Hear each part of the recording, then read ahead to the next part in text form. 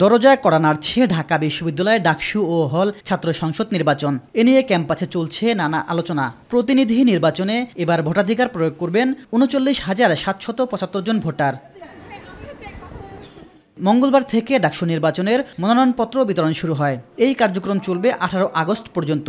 ডাকসু নির্বাচনের মাধ্যমে সকল সংকটের সমাধান চায় সাধারণ শিক্ষার্থীরা। যে ছাত্রদের কথা ভাবে, ছাত্রদের জন্য করবে, আমরা চাই এমন প্রার্থীরাই নির্বাচন করুক যারা ভালো কাজ করতে চায়, বিশেষ করে শিক্ষার্থীদের জন্য, তারাই আসুক। ভার্সিটিতে ক্যাম্পাস রাজনীতি থাকুক, সমস্যা নেই, কিন্তু হল রাজনীতি যাতে কোনোভাবেই না আসে, যাতে কেউ আমাদের সিট বাণিজ্য করতে না পারে। বা আমাদের কল্যাণের স্বার্থে যারা কাজ করবেন এরকম একজন প্রার্থীকে আমরা এবার নিজ থেকেই নির্বাচিত করতে পারবো। নির্বাচিত হয়ে সাধারণ শিক্ষার্থীদের জন্য কাজ করার অঙ্গীকার দিচ্ছেন প্রার্থীরা।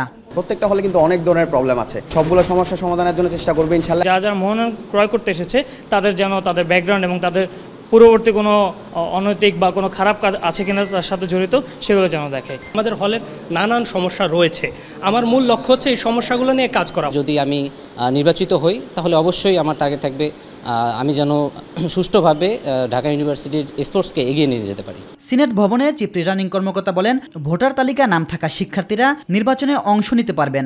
রাজনৈতিক পরিচয় এখানে মুখ্য বিষয় না বলেও জানান তিনি। আমরা দেখতেছি তার আইডিয়া আছে কিনা, সে বৈধ কিনা, সে যেই দলের হোক কিচ্ছু আসা যায় না, সে ফর্ম তুলতে পারবে।